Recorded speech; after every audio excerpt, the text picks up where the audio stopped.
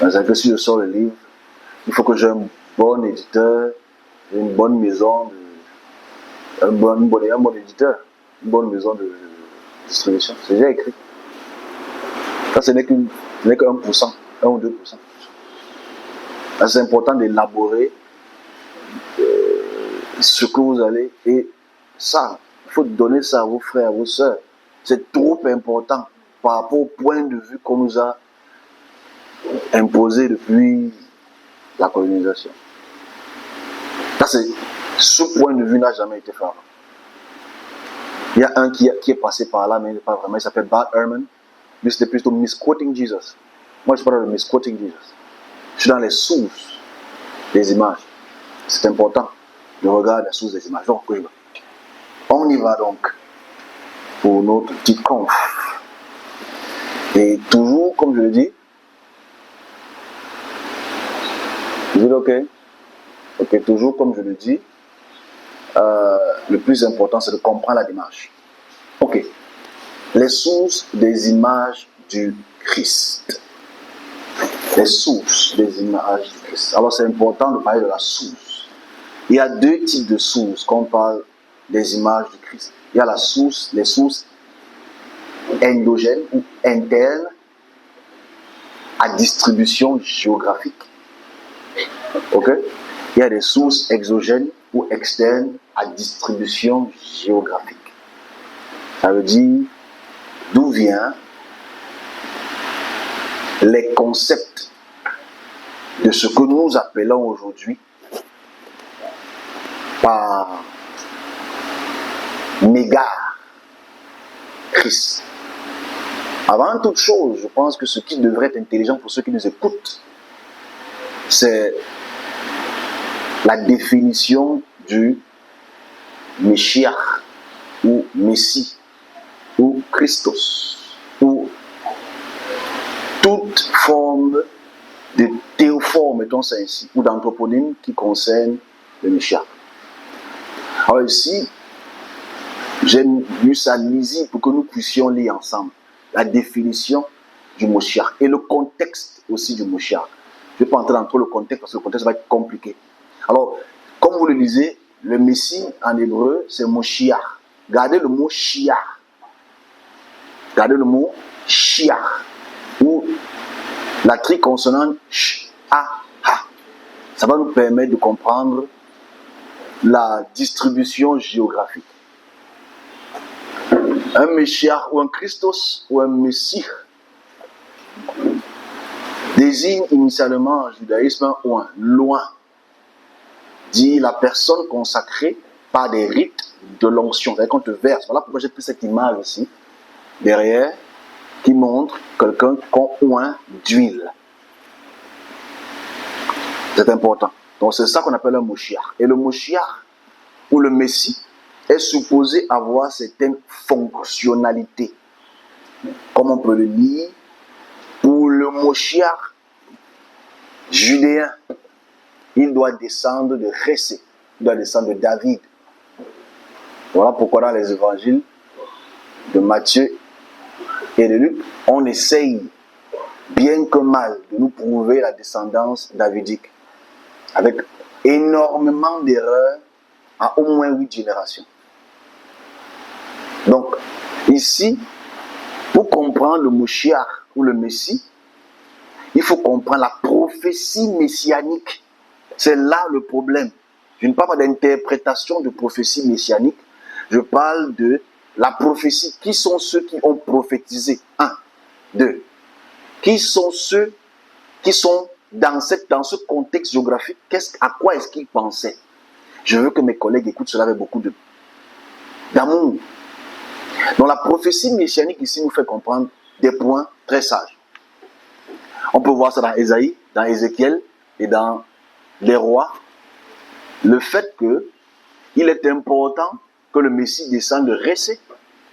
Il est important que le Moshiach soit roi, unificateur de toutes les 12 tribus dites israélites. Il est important de dire que ce roi apporte la paix et qu'il n'y a plus de guerre. 3, Il faut que ce roi apporte la reconstruction du temple. J'insiste sur le mot reconstruction du temple, ou la construction du temple. Voici les critères, et il doit vivre éternellement avec le peuple d'Israël. Voici incontestablement les paroles sorties de la bouche de David, entre guillemets, à travers le prophète Nathan, d'Ésaïe, d'Ézéchiel. Ce sont eux qui ont annoncé ce que c'est qu'un Moshiach, pas ton pasteur. Donc c'est important qu'on contextualise. Et si je continue dans mon introduction, c'est que les propriétés messianiques devraient être comprises dans le contexte géographique. Parce que si on veut un roi ou un, ça veut dire qu'il n'y a pas de roi. Si on veut un temple, ça veut dire qu'il n'y a pas de temple. Si on veut la paix, ça veut dire qu'il n'y a pas de paix. Contexte. Ça veut dire nous sommes à une période assyro-babylonienne pour lesquelles la plupart des pays au centre du Proche Moyen-Orient sont captifs. Ok? C'est d'abord le contexte. Donc, le Messie devrait être analysé.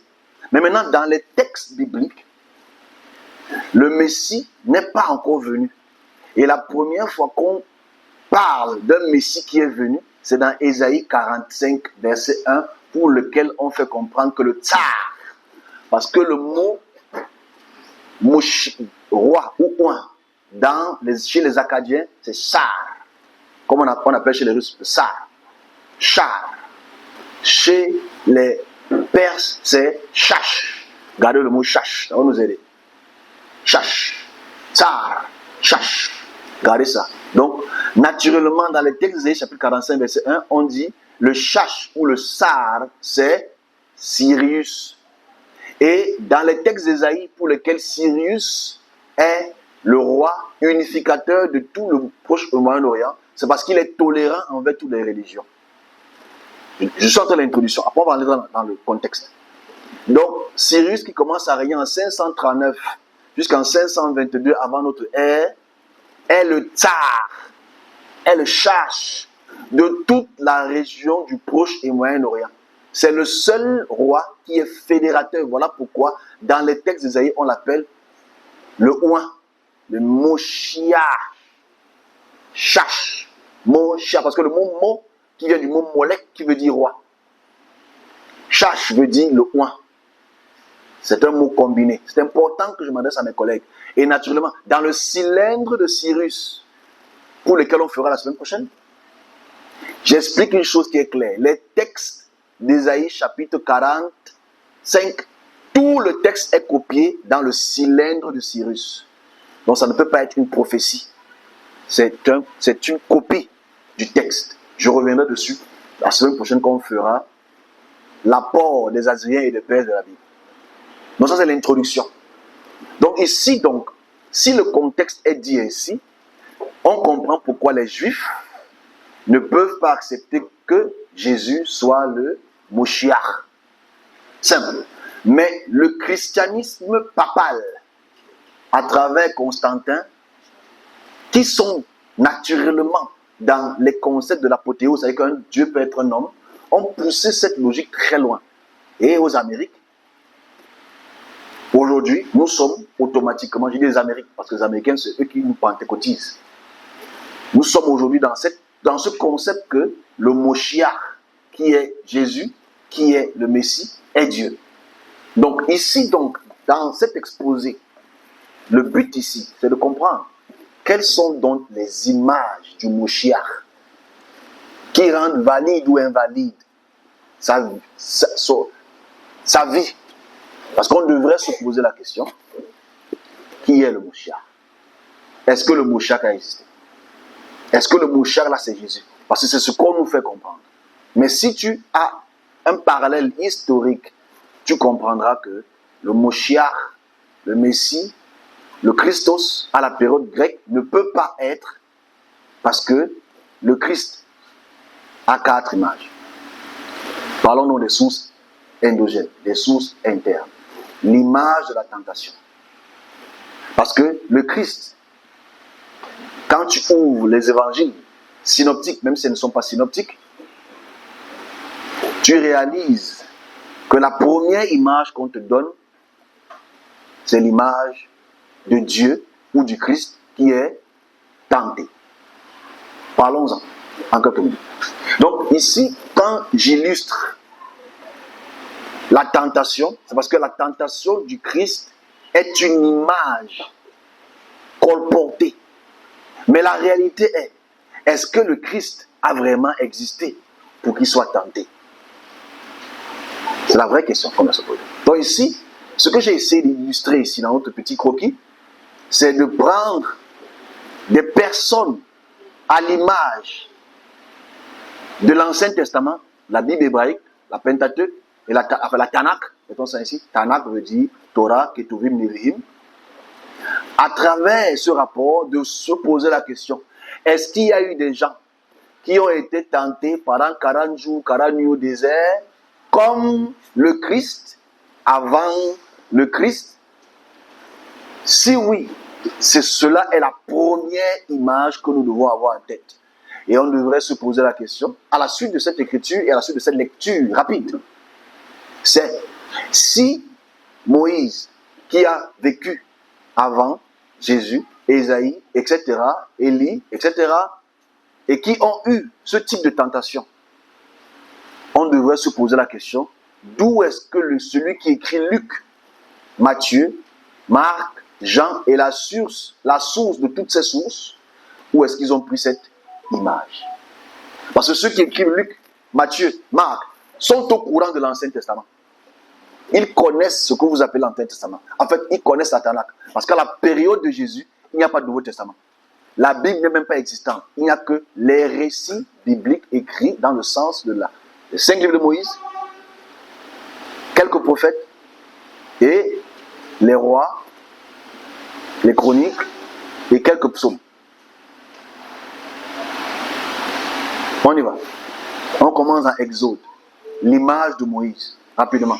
On réalise que dans Exode chapitre 19, Exode chapitre 34, je n'ai que plus 34 parce que c'est le plus rapide, Moïse va sur la montagne parce qu'ils sont dans le désert de Sin. Parce que le peuple dit israélien, qui dit avoir habité en Égypte pendant 430 ans, c'est le chapitre 18. Il a dit, je vous enverrai un autre prophète comme moi, devant ma face. Écoutez-le. On va comprendre maintenant 1 roi chapitre 19. Parce que Moïse qui monte à la montagne, le peuple israélien le tente. Le peuple Israël veut qu'il pêche. N'oublions pas cela. Le peuple Israël veut qu'il pêche. Le peuple Israël demande trop. On a faim, on a soif, on veut rentrer à la maison. Ça, c'est une tentation. Et il dit donc au peuple israélien, à travers donc cette tentation, l'action qu'il devrait poser. Donc, le peuple israélite tente Moïse. Voilà pourquoi il donne la loi. Quand on s'entête. Nuée, vent. Dans 1 roi chapitre 19, Élie donc devient le prophète qui est annoncé. Parce que c'est important. Laissons d'abord Jésus. Disons que Jésus n'est pas encore dans l'équation. Nous sommes ici à 500 ans avant notre ère. L'écriture d'Élie, qui est une incursion dans le texte des rois, te fait comprendre ici une chose. Élie aussi est à l'image de quelqu'un d'autre. Parce que Élie, celui qui écrit Élie, veut te faire comprendre quelque chose. On va lire. 1 roi chapitre 19. Ici toujours, Élie va à la montagne, dans le désert. C'est important de voir les similitudes. Il se leva, mangea, et avec la force que lui donna cette nourriture, il marcha 40 jours, 40 nuits. Toujours le même principe que Moïse a. Donc on réalise ici que 40 jours, 40 nuits, ce n'est pas que Moïse qui l'a fait. Voir Dieu face à face, ce n'est pas que Moïse qui l'a fait. On va voir la suite. Très intéressant. Et là, il entra dans la caverne et il y passa la nuit. Et voici, la parole de Yahvé lui fut adressée en ces mots. Que fais-tu ici, Élie? Déjà, le mot Élie ou Eli, c'est bien du mot El. Ça veut dire je suis Dieu. Eli ne veut pas dire père. C'est une aberration. Eli, parce que Abba, qui est un mot qui est sémitique, veut dire père. Ab. Dans toute la région sémitique, Ab veut dire père. Voilà pourquoi la transcription même biblique est un problème. Ok? Parce que elle veut dire Dieu ou divinité dans le sens de toute la Mésopotamie. On continue, s'il vous plaît. Donc ici, on est 1 roi 19, verset 10. Il répondit, j'ai déployé mon zèle pour l'Éternel, le Dieu des armées, car les enfants d'Israël ont abandonné ton alliance. Donc ici, qui tente encore Élie, c'est toujours le peuple d'Israël. Donc la tentation ici, elle est vue sous le regard du peuple d'Israël. Ils ont renversé les autels, ils ont tué l'épée et les prophètes. Je suis resté moi seul. C'est important le mot seul, c'est-à-dire que c'est le seul prophète qui reste. Le seul nabi qui reste dans la tribu dite julienne. Contexte. Je dois contextualiser à la fin, avant toute chose. Verset 11, l'Éternel sort. L'Éternel sort. L'Éternel dit, sors et tiens-toi dans la montagne devant l'Éternel. C'est-à-dire que qu'est-ce qui va se passer? Ici, Élie est supposé sortir aller à la montagne. Se tenir devant la montagne. Tiens-toi dans la montagne devant l'Éternel. Et voici, l'Éternel passa. C'est la même chose qu'il a fait avec Exode. Quand on voit Exode chapitre 6. Exode chapitre 34, verset 6. Il passa et devant l'Éternel, et il y eut un vent fort la nuit qui déchira les montagnes, et brisait les roches. L'Éternel n'était pas dans ce vent. Donc ça veut dire que si l'Éternel n'est pas dans ce vent, qui est dans ce vent? Le diable. Voilà pourquoi il faut qu'on comprenne la rhétorique. Ok? Il n'est pas dans ce vent. Et après le vent fut le tremblement de terre. Regardez le mot tremblement de terre, parce qu'il est à la montagne. Il est à une hauteur. Regardez le mot montagne, parce que la montagne, tu peux voir toute la superficie d'une terre. Ça va nous aider pour la suite. Pour comprendre les tentations, l'image des tentations, la source du reste. On continue, s'il vous plaît. L'Éternel n'était pas dans le tremblement de terre. Ça veut dire que si l'Éternel n'est pas dans le tremblement de terre, ça veut dire que c'est le Satan ou le diable qui est dans le tremblement de terre. Ce n'est pas une cause naturelle. On continue. Et après le tremblement de terre, le feu. Il y a le vent, il y a le tremblement de terre, ensuite il y a le... Ça fait 3, n'est-ce pas? Gardez ça en tête.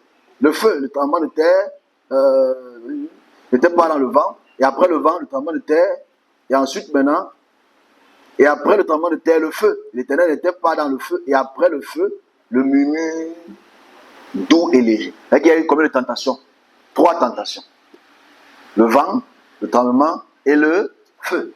C'est important de comprendre ces éléments, parce que le diable est dans les éléments, ou Satan est dans les éléments, selon le texte. 3 tentations. Et c'est pas tout. Parce qu'en fait, ici on dit, et après le tremblement, l'Éternel n'était pas dans le feu, et après le feu, le murmure doux et léger. C'est-à-dire que tout s'est calmé. Gardez ça, doux et léger. Quand Élie l'entendait, il s'enveloppa le visage de son manteau et sortit et se tint à l'entrée de la caverne. Et voici, là maintenant, regardez ça, une voix lui fit entendre ces paroles. Que fais-tu ici, Élie? La bonne question, même si on sait que c'est une redondance, c'est qui parlait avant?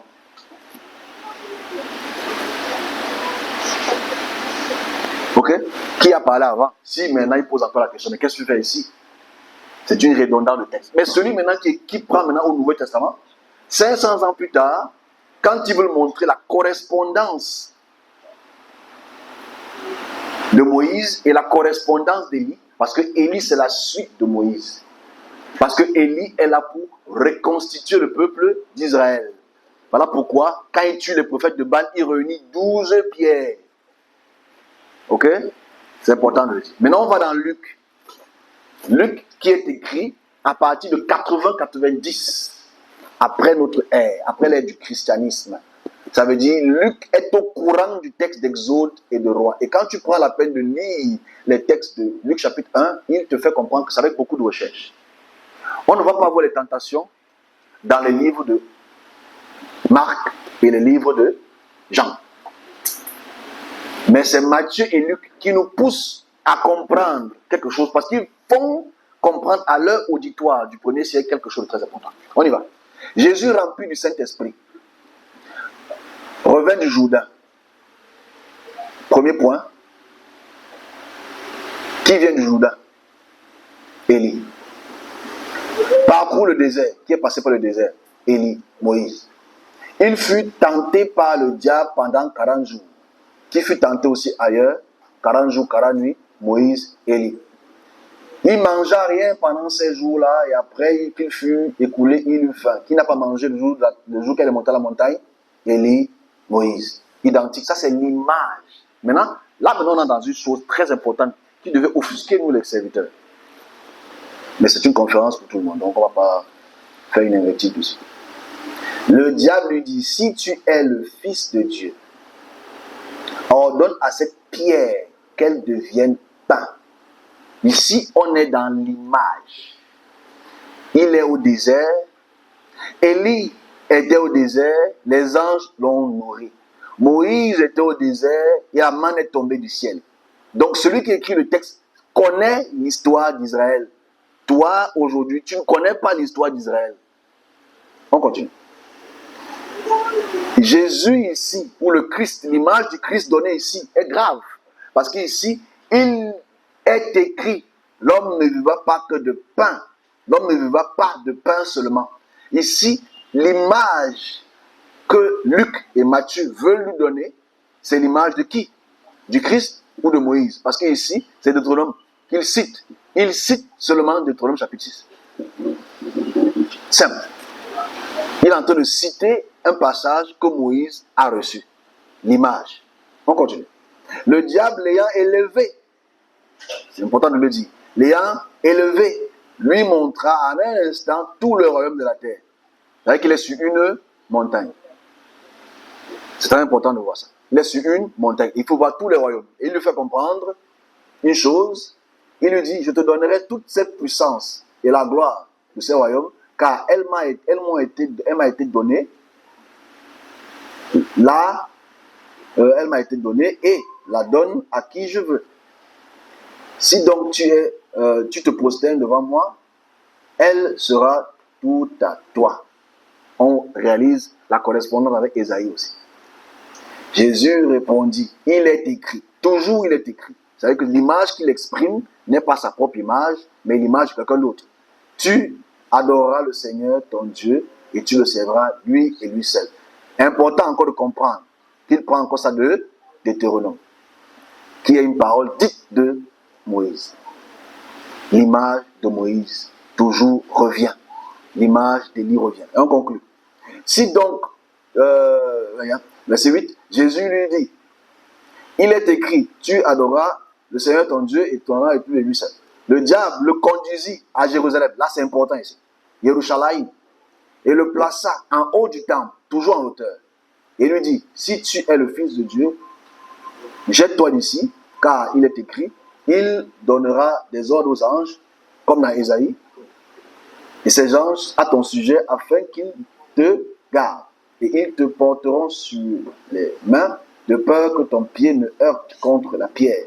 Jésus lui répondit, il est dit, tu ne tenteras point le Seigneur ton Dieu. Toujours dans Deutéronome, une parole dite de Moïse. En fait, ici c'est important, mais je conclus. Après l'avoir tenté, parce que celui qui écrit Luc est très subtil, parce qu'il connaît les textes de 1 roi 19. Après l'avoir tenté, 13, l'avoir tenté de toutes ces manières, le diable s'éloigna de lui jusqu'au moment favorable. Jésus revêtu de la puissance retourna en Galilée. C'est important de voir la même correspondance qu'on voit dans le verset 12 et 13 de 1 roi 19. Donc la première image de la tentation est uniquement la source de Marc, de Matthieu et de Luc sont des sources qui prennent leur intelligence et leur connaissance et leur texte des Écritures d'Exode 18, 19 et Exode 34 et 1 roi 19. Parce que Élie et Moïse sont des figures importantes post-exiliques. Donc ça c'est la première image. On va aller rapidement. L'image de la tentation. Donc la vraie question qu'on va se poser après pour les questions c'est, est-ce qu'on tente Dieu? L'image de miracle.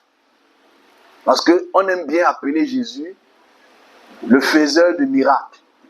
La première question qu'il faudrait qu'on se pose, c'est est-ce que quelqu'un d'autre avant Jésus a multiplié le pain?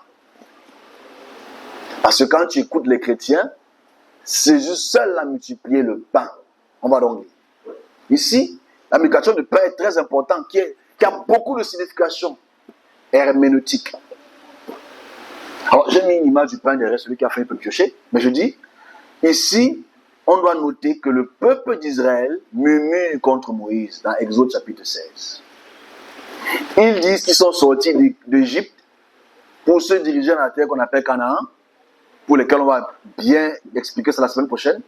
Mais dans cette terre qu'on appelle, dans le désert, le Sin, il se passe des choses.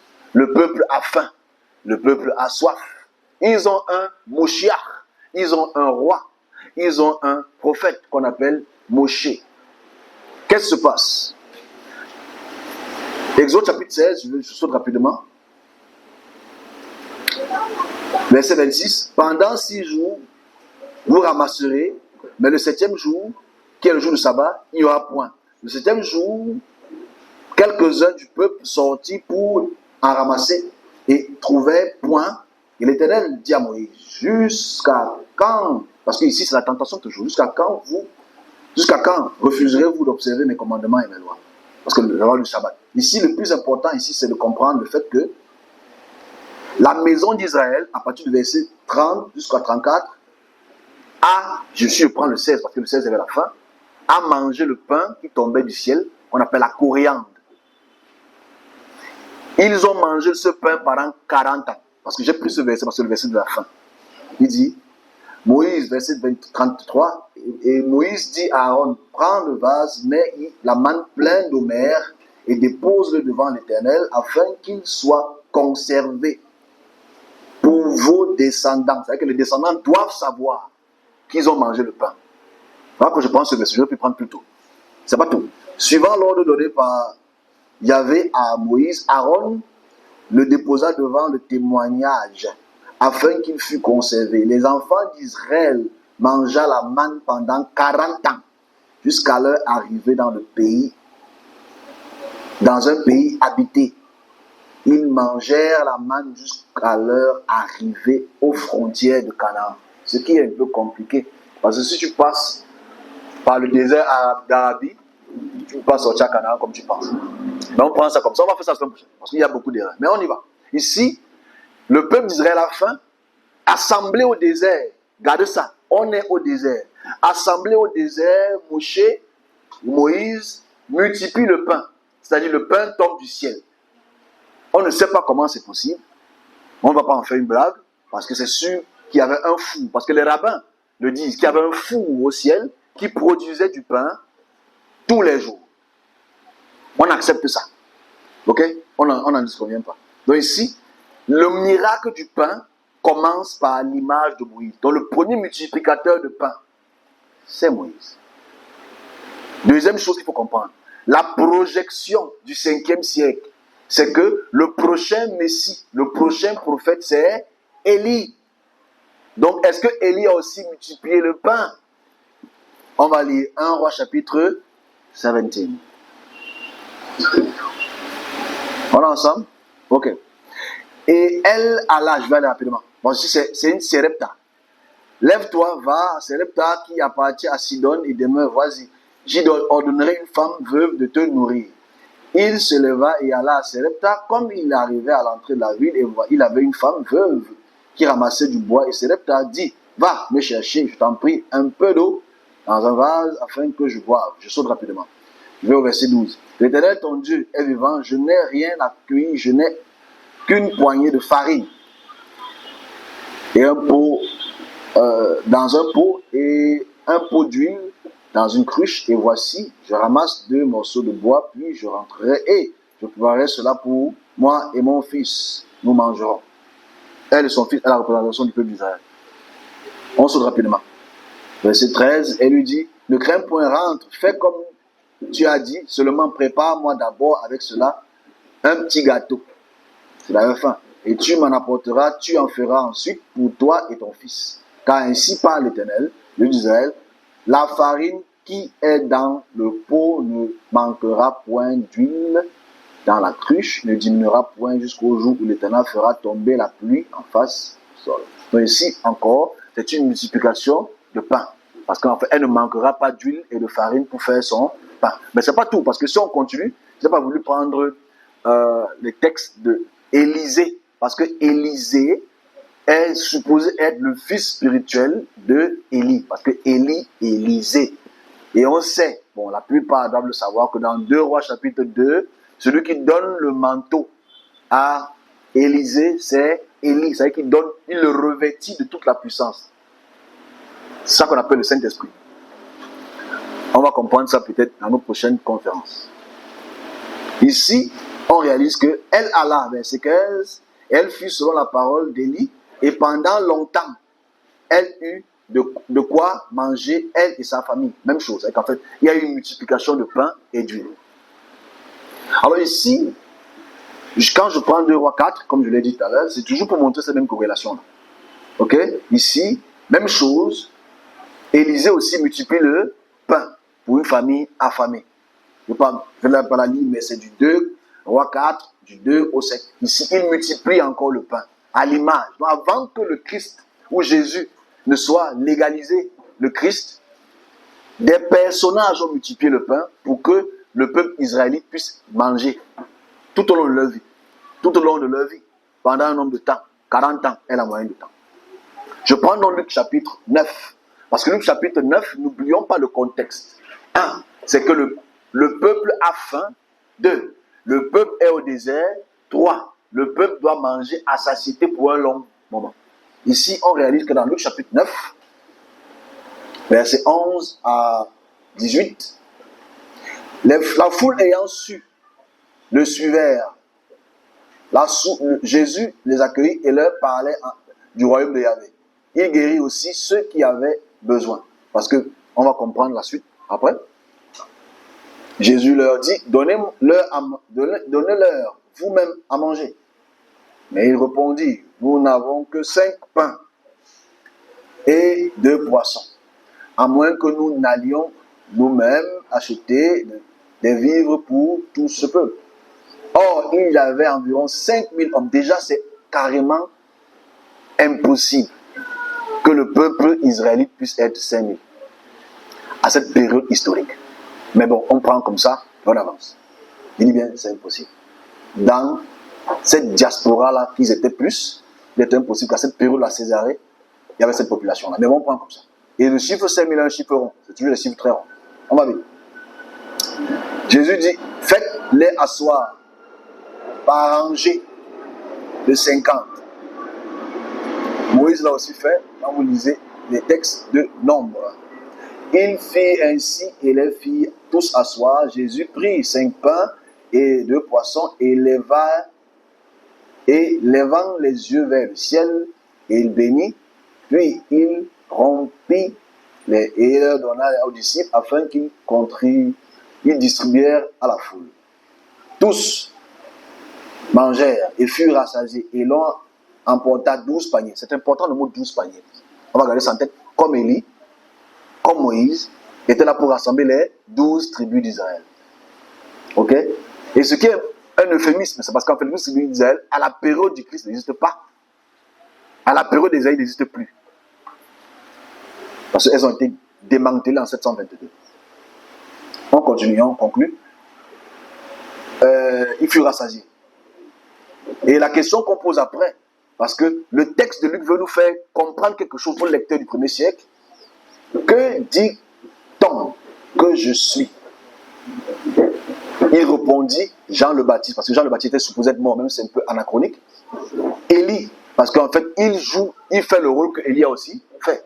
Et c'est important de voir à quel point celui qui écrit le texte de Luc comprend le texte, mais veut te faire comprendre ce qu'il est. Élie, l'image d'Élie. Parce que personne ne peut être comme véritablement Moïse. Donc ici, voilà la multiplication du pain. Donc l'image de la multiplication du pain, ou le miracle du pain, a commencé par Moïse, a suivi par Élie et Élisée, et a été déposé dans les textes de Luc, Matthieu, Jean et Marc, pour correspondre à l'image de Moïse et Élie. C'est important. On va aller rapidement, s'il vous plaît. Je ne vais peut-être pas tout lire les straps, parce que je sais que ça peut être long. Je voudrais faire juste 1h15. Ici, c'est l'image de la puissance sur l'eau. Donc, je vais aller rapidement. J'ai pris aussi une belle image derrière pour que vous puissiez voir Moïse avec sa superbe robe qui fend les eaux. On voit que dans Exode chapitre 14, Moïse fend les eaux. Bon, on ne sait pas s'il y a beaucoup de versions. Il fend les eaux au départ, il fend les eaux au milieu, mais on prend qu'il fend les eaux. Et comme on lit rapidement, Moïse répondit au peuple d'Israël, parce qu'il y a tout le peuple à côté. Ne craignez rien, restez en place et regardez la délivrance que Yahvé va vous apporter en ce jour. Car les Égyptiens que vous voyez aujourd'hui, vous ne les verrez plus jamais. Ah, je pense que Yahvé n'a pas dit la vérité. Yahvé combattra pour vous et vous garderez le silence. L'Éternel Yahvé dit à Moïse, pourquoi ces cris? Parle aux enfants d'Israël et qu'ils marchent. Toi, lève ta verge, étends ta main sur la mer et fends-la. Les enfants d'Israël entreront au milieu de la mer, regardez ça, sec. C'est scientifiquement possible. Et moi, je vais endurcir le cœur des Mitzraïm, des Égyptiens, pour qu'ils entrent après eux, et Pharaon et toute son armée, ses chars et ses cavaliers, feront éclater ma gloire. Donc vous voyez qu'ici, même le pharaon a été englouti dans les eaux. Donc les pharaons qu'on retrouve au musée du Caire, c'est des copies. Donc ici, naturellement, quand Moïse lève le bras, il y a des grands vents, je n'ai pas voulu donner la suite, le vent qui vient de l'Est, ils aiment bien le mot, le vent de l'Est, qui lève les eaux, et le vent sépare. Et le peuple dit israélien voit cela. Est-ce que quelqu'un d'autre a fendillé l'eau? Élie. Élie a fendillé l'eau parce que Élie est le prophète qui devait venir à l'image de Moïse. 2 Rois 2. Le fils des prophètes qui était à Jéricho s'approchait d'Élisée et lui dit, sais-tu que l'Éternel enlève aujourd'hui ton maître au-delà de la tête, de ta tête? Il répondit, je le sais aussi, taisez-vous. Et lui dit, reste ici, je t'en prie, car l'Éternel m'envoie au Jourdain. Regardez le mot Jourdain, ça va être très important pour nous. Il répondit, Yahvé est vivant et ton âme est vivant, je ne te quitterai point. Il poursuivit tous les deux leur chemin. 7, ça devient important ici. 50 hommes entraient, les fils de prophètes arrivèrent et s'arrêtèrent à distance vis-à-vis d'eux. Alors, Élie prit son manteau, le roula. Quand tu roules le manteau, ça devient comme un bâton. Le roula et frappa les eaux qui se partageaient ça et là. Ok, ça et là. C'est bien dit ça.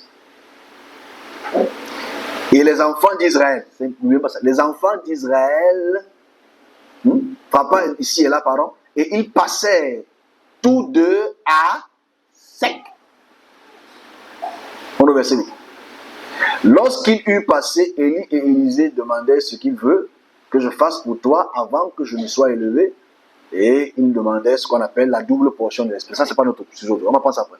Donc ici, identique, l'image d'Élie est l'image de Moïse pour lequel il frappe l'eau et l'eau est ouverte. On réalise dans Matthieu chapitre 14, même si Luc aussi le dit, même si Jean aussi le dit, mais je prends Matthieu parce que Matthieu est spécifique, parce que Matthieu veut nous montrer cette image. L'image que le Christ Jésus est l'image de ces deux personnages israélites.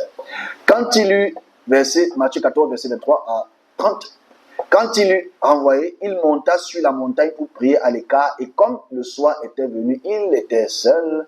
La barque, déjà au milieu de la mer, était abattue de la mer. Déjà, c'est compliqué de dire la mer. Ok? C'est un lac. était battu par le flot car le vent était contraire. À la quatrième veille, c'est quelle heure? En tout cas, c'est les 3 heures du matin.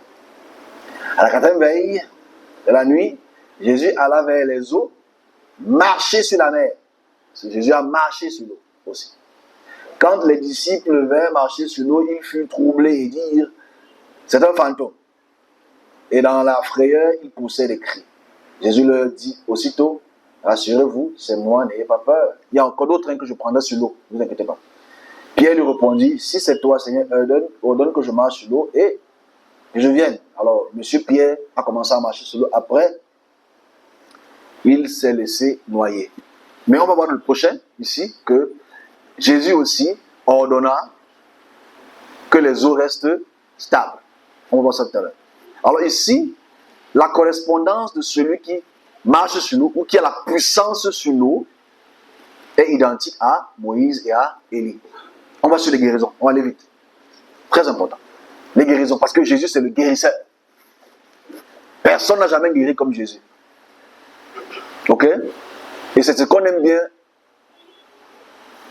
dire. Mais il faut prendre la peine de se poser la question. Est-ce que les personnes avant Jésus ont fait les mêmes miracles de guérison que Jésus? Si tu vas voir, mes collègues vont te dire jamais.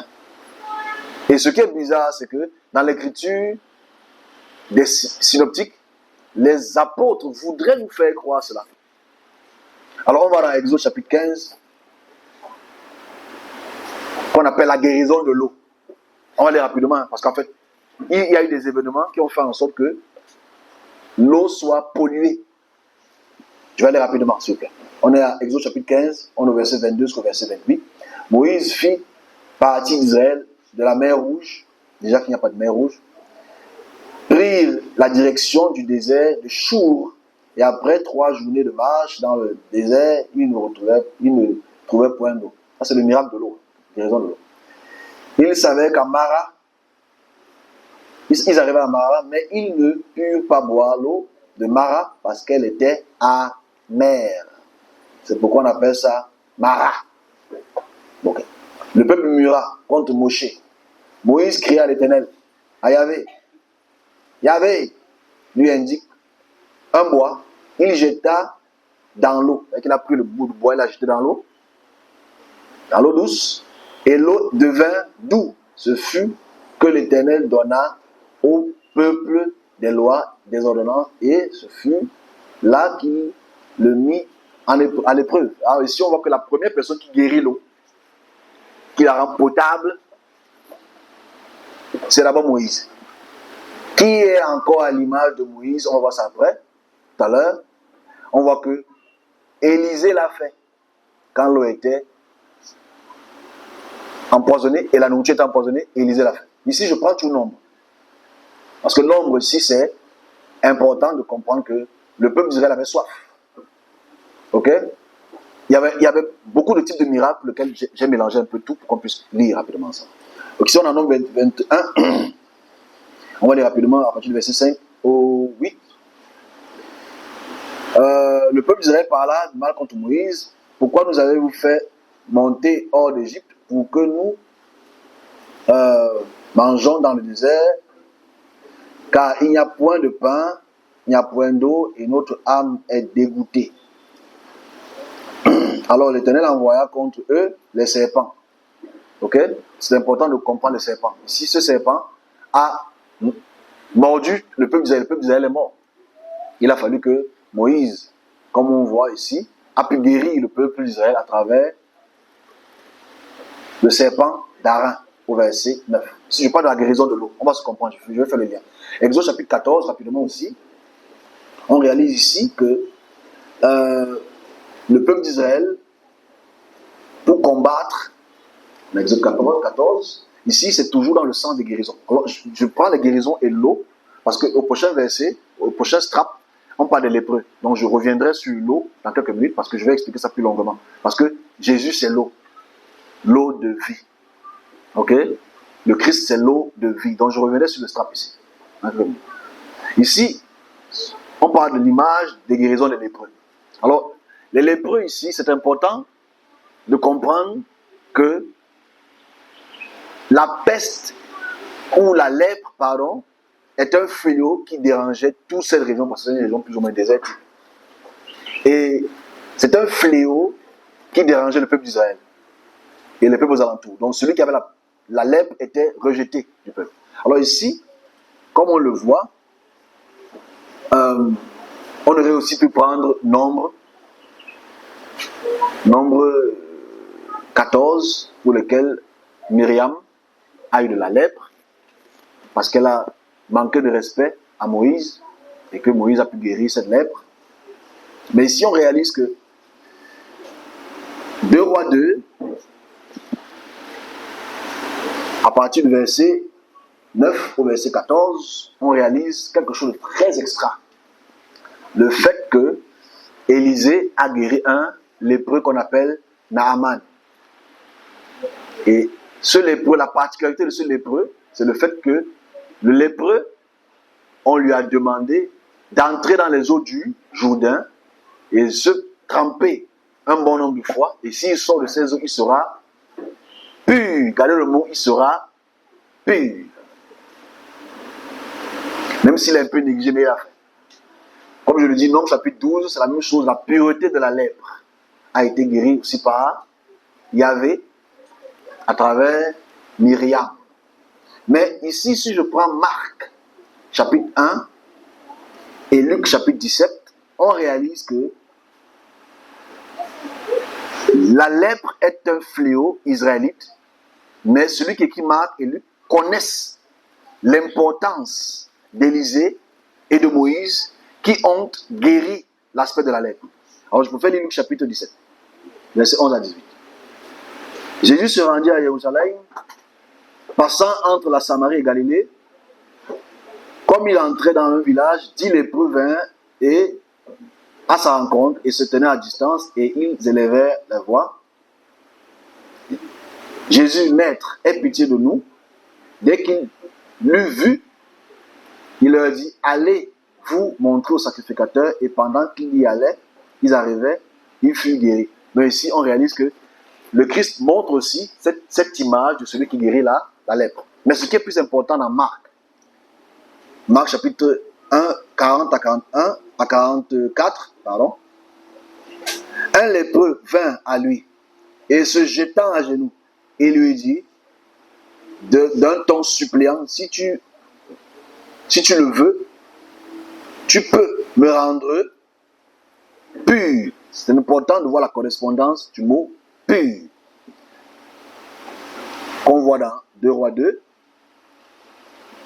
Aussitôt, la lèpre le quitta et il fut purifié. Jésus le renvoya sur le champ avec les sévères recommandations. Il lui dit, garde-toi de ne rien dire à personne, mais va. Ce qui est quand même un oxymore. Ne dire à personne, va quand même dire. Va te montrer au sacrificateur et offre une purification. Alors, je devrais expliquer pourquoi est-ce qu'il doit aller vers le sacrificateur. Parce que si le texte veut nous faire comprendre que s'il guérit les lépreux, comme Élie, comme Moïse, c'est qu'il est celui dont les textes hébraïques sont supposés faire allusion. Ici donc, Jésus qui guérit le lépreux est à l'image d'Élie, Élisée et Moïse. Rapidement, l'image de celui qui ressuscite un unique enfant. Alors c'est important de voir la connaissance. C'est maintenant très intéressant parce qu'en fait, c'est un texte qui est débattu à cause de l'étroitesse de la correspondance de l'écriture. Alors ici, comme vous savez, Élisée est à l'image d'Élie. Ok? On va aller rapidement à cause du temps. Élisée est à l'image d'Élie. Celui qui revêtit Élisée, c'est Élie. Donc on va lire 2 Rois 2, 4. À partir du verset 18 à 23. Ok? L'enfant grandit et un jour qu'il était allé trouver son père, bon ici c'est la femme Sunem ou la femme Sunamite, si vous voulez. Il partait voir son père, ma tête, le père dit à son serviteur, porte-le à sa mère. Le serviteur l'emporta et l'amena à sa mère, et l'enfant resta sous le genou de sa mère jusqu'à midi, et mourut. Donc l'enfant unique de cette femme est mort. Il monta, se coucha sur le lit de l'homme de Dieu, ferma les yeux, et sortit, et l'appela son mari. Envoie-moi, je t'en prie, un des serviteurs, Ananès.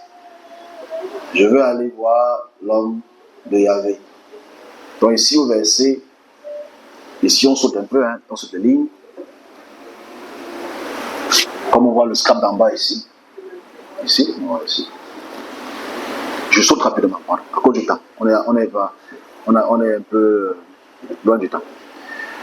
Géhazi les avait devancés et il avait mis le bâton sur le visage de l'enfant, mais il n'y a eu ni voix ni attention.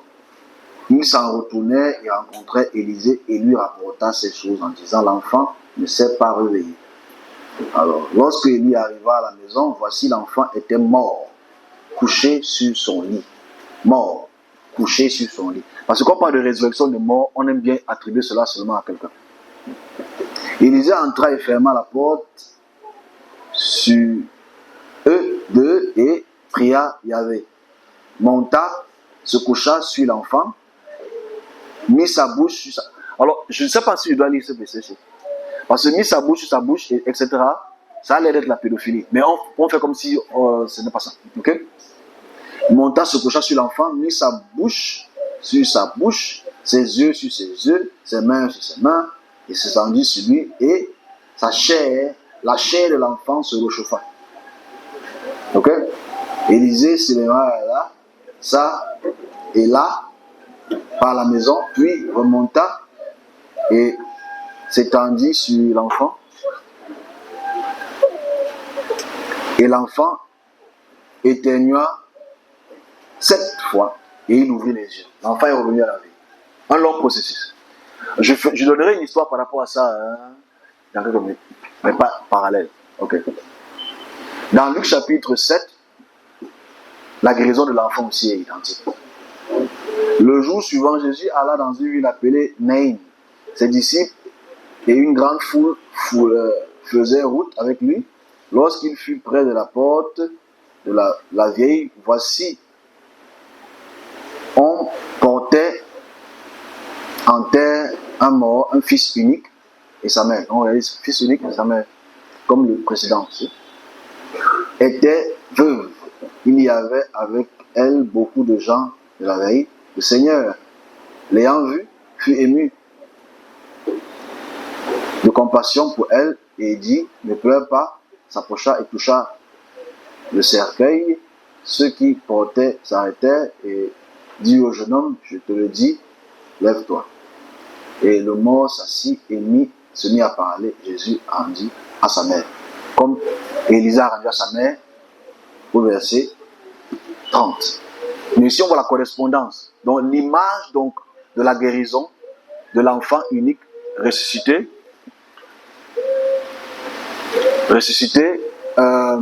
est identique à celle de Élisée. On va rapidement. L'image de la transfiguration. On n'est pas arrivé à terme, on a encore très peu de temps. L'image de la transfiguration. L'image de la transfiguration, ici, est très importante aussi. Parce que transfigurer veut dire ton visage prend une autre forme. Une autre forme. Ton visage devient translucide. Est-ce que l'image de la transfiguration est unique au Christ ou sa source est antérieure? On réalise que, comme vous le savez, Moshe est monté au désert, et est monté à la montagne pendant 40 jours, 40 nuits, comme Exode chapitre 34 nous fait comprendre. Comment est-ce que Moshe était à la montagne? 34, verset 25. Ou 26. Tu apporteras à la maison de l'Éternel, ton Dieu, tes prémices, premiers fruits de la terre. Tu ne feras cuire tu ne feras point cuire un cheveu dans le lait de sa mère. L'Éternel dit à Moïse, écris ces paroles, car c'est conformément à ces paroles que je traite alliance avec toi, Israël. Moïse fut là avec l'Éternel 40 jours, 40 nuits. Gardons ça, c'est toujours bon de savoir cela. Il ne mangea point de pain, comme Jésus n'a point mangé de pain. Il ne but point, comme Jésus ne but point. Et l'Éternel écrivit sur la table les paroles de l'alliance, les 10 paroles de l'alliance. Moïse descendit de la montagne de Sinaï, ayant deux tables de témoignage dans sa main, et pendant la montagne, il ne savait pas que la peau de son visage rayonnait, parce qu'il avait parlé avec Yahvé. Aaron et tous les enfants d'Israël regardaient Moshe, et voici la peau de son visage rayonnait, et il craignait de s'approcher de lui. Donc on voit aussi que la première personne qui a cette luminescence, comme la torche ou les lumières LED, c'était Moïse. Dans 1 Roi chapitre 19, il y a une similitude. Comme je l'ai dit plus tôt, l'image de Moïse, c'est l'image d'Élie. Elle. Alors, on est au verset 5 jusqu'au verset 8. On lit rapidement. Il se coucha, il s'endormit sous le guéné, et voici un ange le toucha et lui dit, lève-toi, mange. Il regarde et il y avait à son chevet un gâteau cuit. Déjà, on réalise aussi que même le gâteau cuit, je n'ai pas mentionné ça tout à l'heure, que c'est les anges qui préparent déjà les gâteaux. Ok? Il faut croire. Ok? C'est comme ça. Cuit et la pierre chauffée et une cruche d'eau. Donc on voit ici qu'il a fini de jeûner pendant ces 40 jours, ensuite il a mangé. Identique avec ce qui se passe avec Moïse, parce qu'il a mangé 40 jours, 40 nuits. Okay? L'ange de l'Éternel vint une seconde fois, il le toucha et dit, lève-toi, mange, car le chemin est long.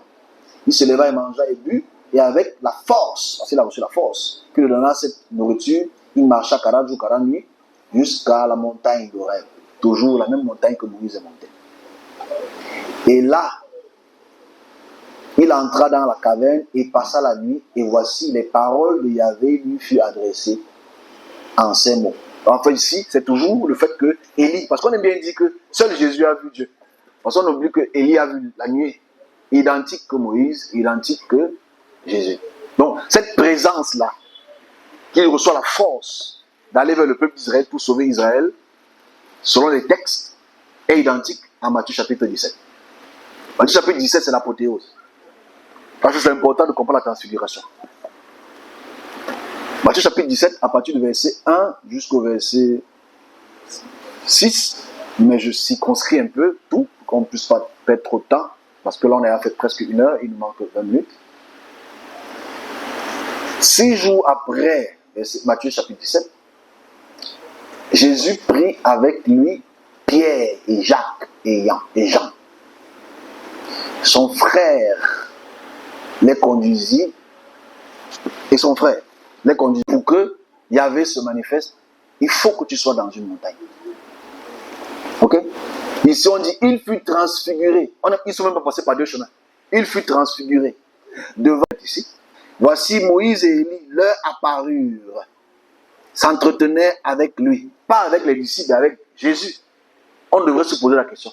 Qu'est-ce que les trois l'ont bien pu causer? Moïse à droite, Élie à gauche. Image. On y va. Frère, Pierre, pendant la parole, dit à Jésus, Seigneur, on réalise qu'il n'appelait jamais Jésus Jésus. C'était toujours Adonai ou Rabbi. Seigneur, il est bon que nous soyons ici, et tu le veux, je dresserai ici une tente. Alors c'est important ce qu'on appelle le Mikdash. Ok? Ce sont les tentes. Les tentes qu'on met seulement au désert. Ok? Mikdash. Les tentes. Prenant la parole, le Seigneur, il est bon. Soyez ici. Je vous laisserai une tente pour toi, pour Moïse et pour Élie. La vraie question qu'on doit se poser, naturellement, c'est comment est-ce qu'ils ont su que c'était Moïse et Élie? Puisqu'ils n'avaient jamais vu Moïse et Élie. Et avant, il n'y avait pas encore de photo. On se comprend? Je sais. Les chrétiens m'ont dit qu'ils ont une révélation. Ok, mais c'est quand même bizarre. Parce que les photos n'existent pas. On a des dessins qu'on faisait sur des pierres ou sur de l'argile. Mais bon, disons que c'est vrai. Ils ont une photo iPhone 14. Comme il parlait encore, une nuée lumineuse le couvrit et voici une voix fit entendre de la nuit. Et j'aimerais même que tous les Christos écoutent ceci. C'est très important par rapport à l'image du Christ. Ces paroles. Celui-ci est mon huion. Huion. Pas technon. Huion. Celui-ci est mon fils. Bien-aimé. Gardez le mot fils, bien-aimé. On va garder le mot fils, bien-aimé, unique. On va comprendre ça quand on va prendre les sources exogènes tout à l'heure. On est obligé de prendre les sources exogènes à cause du temps. J'ai mis toute mon affection, mon attention. Écoutez-le. Ici, ce que Matthieu veut nous faire comprendre au peuple israélite qui lit le texte au 1er siècle et au 2e siècle, c'est que Moïse et Élie, Jésus, c'est la continuation. Écoutez maintenant Jésus, parce que il vous a montré qu'il cause avec Élie et Moïse. Parce qu'il a l'image d'Élie et de Moïse. La transfiguration est très importante parce que Moïse et Élie ont transfiguré devant le peuple avec cette luminosité. Le Christ aussi a été brillant devant le peuple avec cette luminosité. Donc, on devrait se poser la question à la fin. Parce qu'on prend maintenant l'avant-dernier extra. L'image de la souffrance et la mort. Ok? L'image de la souffrance et la mort. Ici, c'est la partie la plus importante parce que ce qui qualifie le chrétien de notre ère, c'est qu'il a fallu qu'il meure pour sauver le monde. Il a fallu qu'il meure. Et naturellement, on pleure et on s'écrie quand on pense à la mort du Christ. Celui qui illustre la mort du Christ avec beaucoup de précision, c'est Matthieu. Parce que déjà, il faut rappeler, c'est pas Matthieu qui écrit Matthieu, c'est un texte anonyme pour lequel les pères de l'Église dès le 2e, 3e siècle ont commencé à donner la nomenclature Matthieu, Luc, Jean. Quand tu prends le manuscrit d'origine, il n'y a pas de nom. Et qu'aucun serviteur ne te le dise, parce que les gens qui ont les manuscrits en main, même le Vaticanus, il n'y a pas ce titre-là. C'est l'ancien codex qui existe. Donc alors ici, on est obligé de comparer et de se poser la question, l'image de la souffrance et la mort. Est-ce que l'image de Jésus de la souffrance est unique? Alors vous allez lire, elle est assez lisible pour tout le monde. Je commence ici parce que ce sont des conclusions qu'on devrait avoir. Je commence avec Psaume. Le Psaume 22 est le psaume qui est le plus négligé. Pourtant, après le Psaume 22, c'est le Psaume 23, c'est le psaume le plus lu. Ok? L'Éternel est mon berger, je ne manquerai de rien. C'est qu'on ne contextualise pas l'écriture de Psaume 23. C'est parce qu'on oublie que c'est une continuité. Du Psaume 18 jusqu'au Psaume 25, c'est une continuité. C'est quelqu'un qui écrit ou qui dit avoir connu la souffrance de David. Contexte. David est supposé être le roi d'un petit peuple bédouin qui dépasse même pas 800 habitants. Ok? Et David, dans sa généalogie, a des fils parce qu'il avait beaucoup de femmes. Et il faut imiter David. Ok? Je blâme. Pas me fâcher contre moi. C'est pour eux, les femmes qui sont solidaires. Donc ici, la descendance de David, comme j'ai mis dans le petit texte qu'ils vont lire, son fils favori, c'est Absalom. Solom, ça veut dire le père de la paix. Donc celui qui écrit les textes des rois sait que David est l'héritier du père. Ok?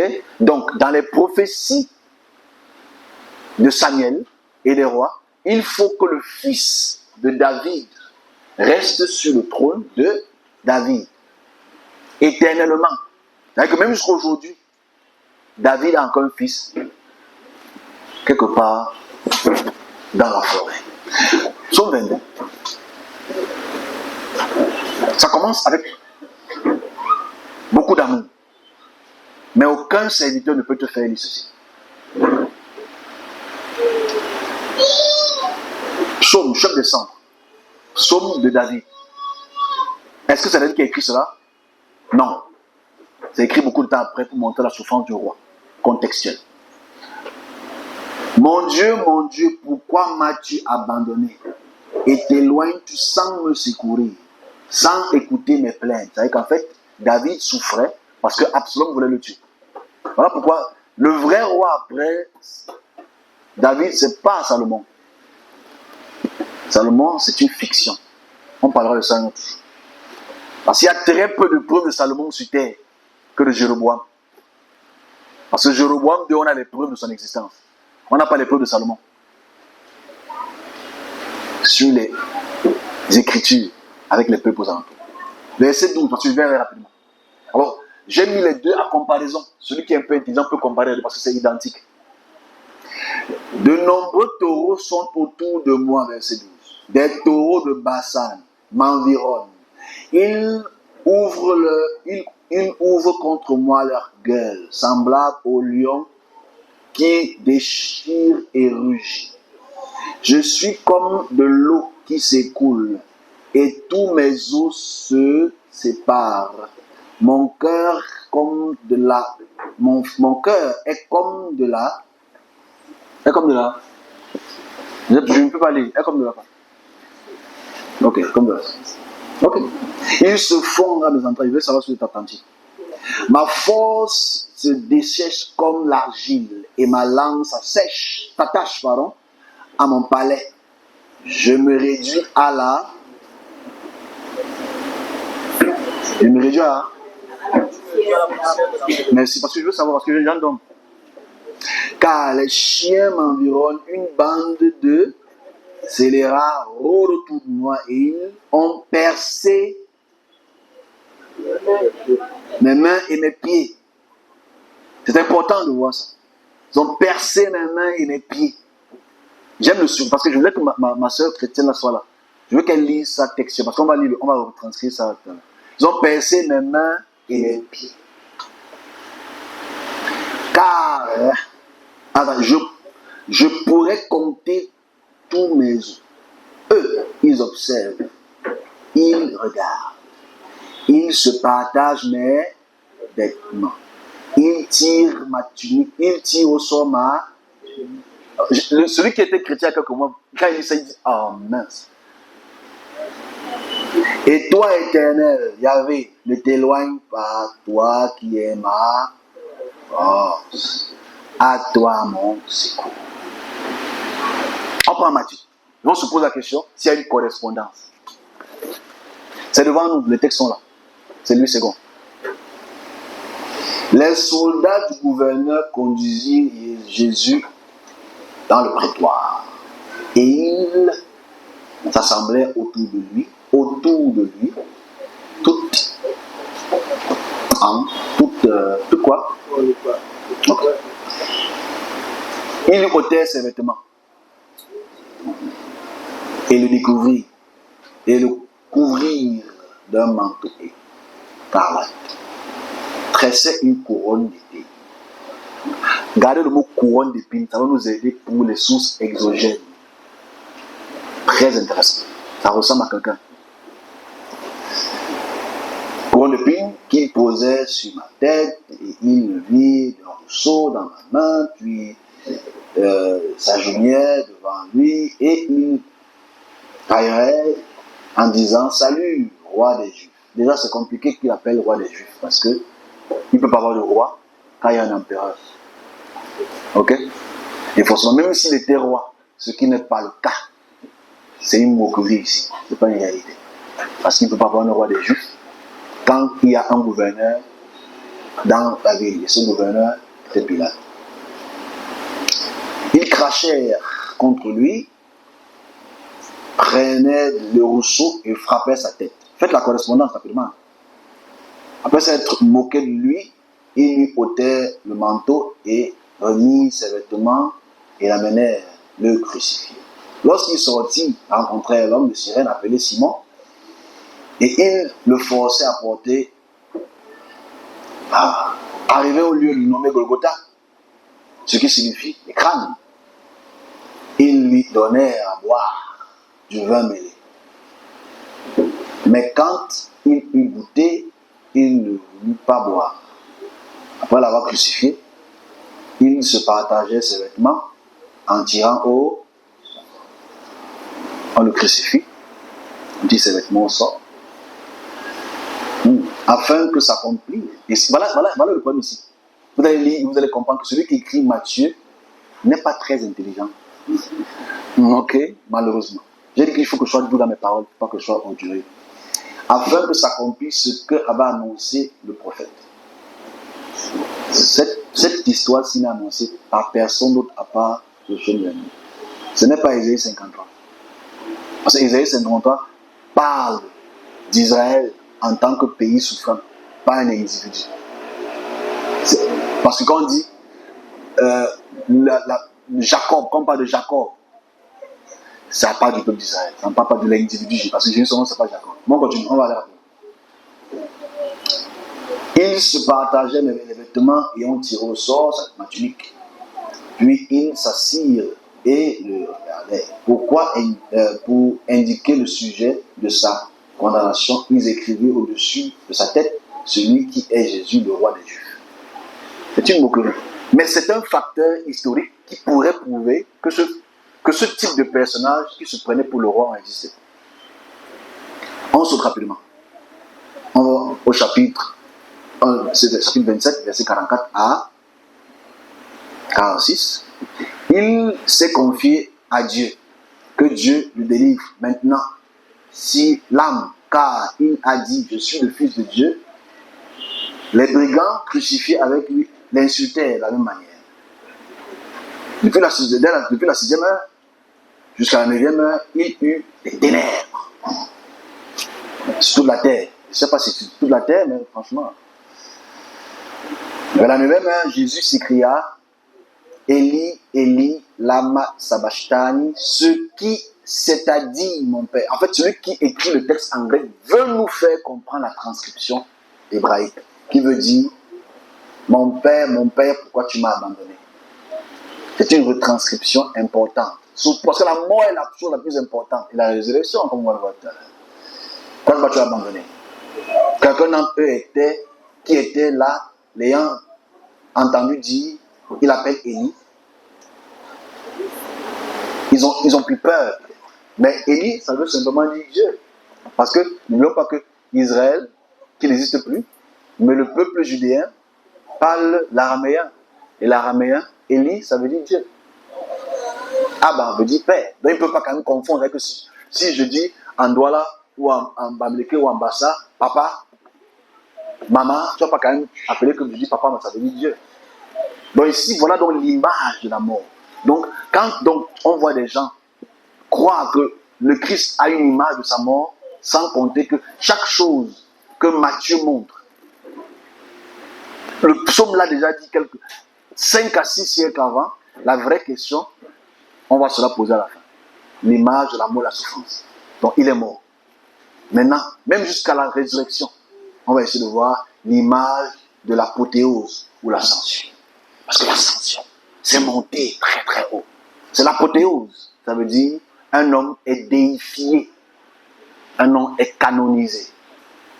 Alors, naturellement, toujours ces images qu'on doit correspondre. Parce que là, on a pris David. On va donc se comprendre à la conclusion. Moïse, on est dans le temps, hein, on a encore 7 minutes pour l'explication de cette conférence. Moïse monta dans les plaines de Moab Deutéronome chapitre 14, au sommet de Pisga, vis-à-vis de Jéricho. Et l'Éternel dit, et l'Éternel lui dit, il fit voir tout le pays. Alors, si tu es à Jéricho, Jéricho c'est le sud. Il y a des incohérences très, très graves. Bon, on va faire ça la prochaine fois. C'est incohérent, mais bon, je reviendrai dessus une prochaine.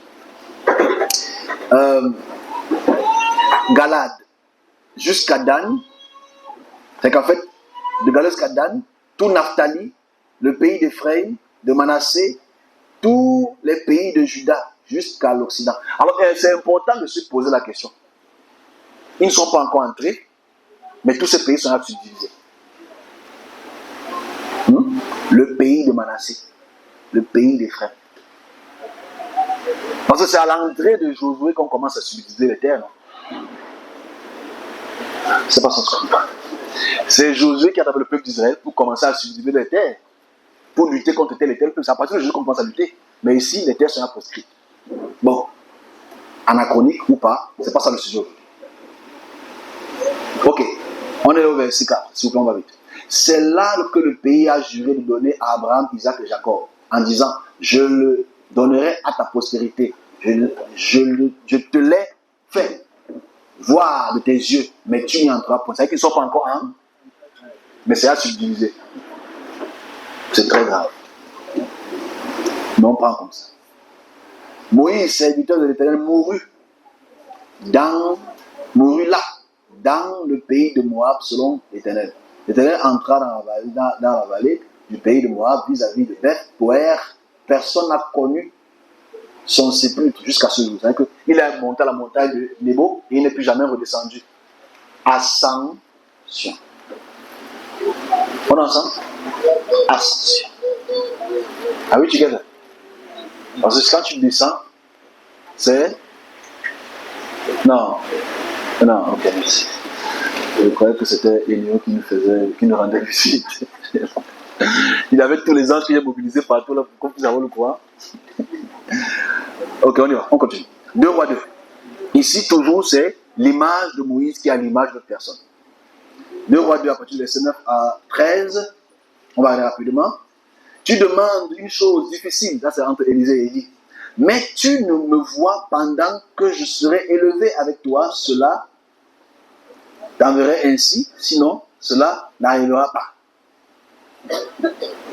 Il continue à marcher pendant, voici un char de feu et des chevaux de feu les séparèrent l'un l'autre, et au miracle, aux actions de multiplication, marcher sur, etc., l'image de retranscription que ceux qui écrivent les évangiles, si elles sont évangiles, synoptiques, si elles sont synoptiques, sont à l'image d'Élie, de Moïse, d'Élie et de David.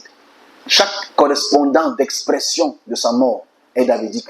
Chaque correspondance de miracle est Moïse et Élie. Chaque correspondance d'action qu'il pose est déjà vécue. Donc la vraie question qu'on devrait se poser dans la superposition de cet exposé que j'ai fait en 1930, c'est: est-ce que le Christ a une image si toutes ses sources sont anciennes? C'est la question qu'on a. Parce qu'en fait, on nous a toujours appris que c'est une prophétie. Mais on réalise que c'est une copie. Parce que si c'est une prophétie, il doit accomplir les mêmes choses ou bien il doit accomplir autre chose. C'est une question qu'on doit se poser. On va te dire, non, il doit accomplir les mêmes choses, mais la question est, s'il accomplit les mêmes choses que Moïse, Élie et David, qu'est-ce qui le rend différent? Et la dernière question, avant qu'on prenne les sources exogètes, avant qu'on prenne les questions, les sources, on va aller rapidement, parce qu'il n'y a pas de temps, c'est trop d'images. C'est, est-ce que donc Moïse est Dieu? Est-ce que donc Élie est Dieu? Est-ce que donc David est Dieu?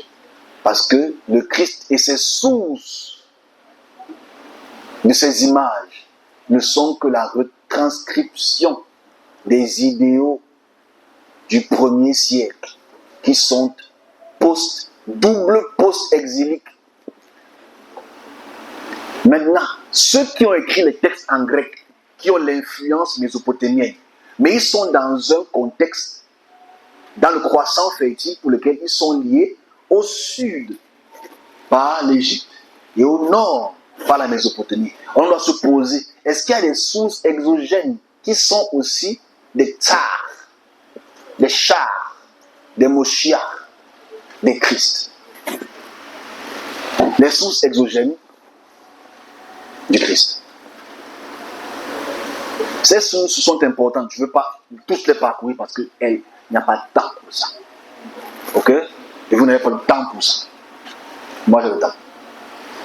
Ici, j'ai pris 2 sources seulement pour lesquelles je montre leur image parce qu'elles sont encore existantes aujourd'hui dans les musées. On voit d'un côté Dumuzi, fils légitime d'Enlil. On voit l'autre côté Osiris, fils légitime de Ra. Ce qu'on réalise, c'est que tous deux portent quelque chose dans leurs bras. Parce que tous deux ont une influence dans leur peuple pendant des millénaires. Dumuzi est le fils de El. N'oublions pas le mot El. Fils de El. Osiris est le fils de Ra. Ici, on est dans le croissant fertile. Ici, on est véritablement au moins 1700 ans avant notre ère. On est bien loin d'Abraham, Isaac et Jacob, avant leur naissance, avant qu'Israël soit un peuple. Est-ce qu'il y a eu des gens qui se sont appelés fils de Dieu, qui sont morts, qui ont ressuscité? Alors, l'image rapide, parce que je ne peux pas tout lire, parce que c'est à cause du temps, on réalise que quand tu prends la peine de lire, quand vous allez pouvoir lire à côté, pour Dumuzi, on réalise que c'est le fils unique légitime d'Enlil. Ça veut dire, quand tu vois le mot fils unique, ça veut tout simplement te faire comprendre qu'il y a d'autres fils. Et que l'un veut simplement montrer qu'il est meilleur que les autres. Et on voit cela dans Jean, parce que Jean aime bien cette démonstration de fils unique. C'est le fils unique. C'est le fils unique. Et on réalise que Dumuzi est le fils unique. Qui règne, ou qui a régné. Et on voit ces stèles. On voit ces stèles, ces écritures, parce que ces écritures en cunéiforme existent encore aujourd'hui au musée du Louvre, au musée de Londres et au musée d'Irak aussi. De l'autre côté, on voit Osiré ou Osiris, qui est le fils aussi légitime de Ra. On peut voir les écritures. J'ai appelé Dumuzi à la divinité du pays. Dumuzi, le bien-aimé d'Enlil. Ma mère, le chéri, mon père, l'exalte. Ça, c'est les écritures de Dumuzi. Fils unique. Donc, la propriété n'est pas unique au texte biblique. Et on voit pour Osiris aussi, les textes qu'on voit, qui se trouvent au Louvre. Osiris établit solidement l'ordre dans toute l'Égypte. Il a placé fils sur le trône de son père, Loué de Geb, le père de Geb, aimé de sa mère, Nout, héritier de Geb, pour la royauté du double pays. C'est-à-dire les 2 manches d'Égypte, nord Égypte sud. Comme celui-ci a vu sa perfection, il a ordonné qu'il guide le pays pour une heureuse réussite. Ici est mon fils unique, bien-aimé, écoutez-le. Ce sont des correspondances du fils unique. C'est ce qu'il faut comprendre. Et l'avantage, c'est que, malgré le fait que ces écritures sont beaucoup plus anciennes que le christianisme, ces textes existent. Mais pour le christianisme, c'est une bagarre. Donc ici, on réalise que l'image de celui qui règne, qui domine, que ce soit Dumuzi, que ce soit Osiris, et on va voir pour Dumuzi être particulier par rapport à Israël. Rapidement, l'image de la mort et la résurrection. Rapidement, ici, Dumuzi est un roi, comme on le lit, et comme vos brochures vont vous le montrer. On réalise que Dumuzi, en tant que roi, meurt. Et il va aux enfers. Et sa femme, Inanna, le part aux enfers et le ressuscite d'entre les morts le 3e jour. C'est important de voir cette image de Dumuzi. Osiris aussi est mort, découpé coupé en plusieurs morceaux dans toute la vallée du Nil, et sa femme, Isis, le ressuscite aussi d'entre les morts. Mais, quand Jésus va à la croix, sa mère est à côté. Et ce sont ces mères qui sont toujours auprès de la tombe après sa résurrection. C'est important de voir la correspondance pour montrer que ce n'est pas une figure unique. Osiris meurt, Osiris ressuscite, Dumuzi meurt. J'aurais pu prendre encore d'autres. J'aurais pu prendre Apollonius, qui meurt, qui ressuscite, mais qui est la période grecque. Je prends souvent ceux qui sont un peu, qui étaient les plus puissants, parce que Osiris a régné pendant près de 2500 ans. C'est-à-dire, Jésus, ce n'est que 2000 ans. Lui, c'est 2500 ans de règne. Dumuzi, c'est plus de 1500 ans d'adoration. Et on retrouve les textes de Dumuzi ou Tammuz dans les textes d'Ézéchiel. Donc ici, je suis allé rapidement parce qu'il y a tellement de textes. Parce que je pensais que certains chrétiens devaient être là pour vous faire comprendre que la caractéristique de celui qui dit qu'il est le chemin, la vérité et la vie,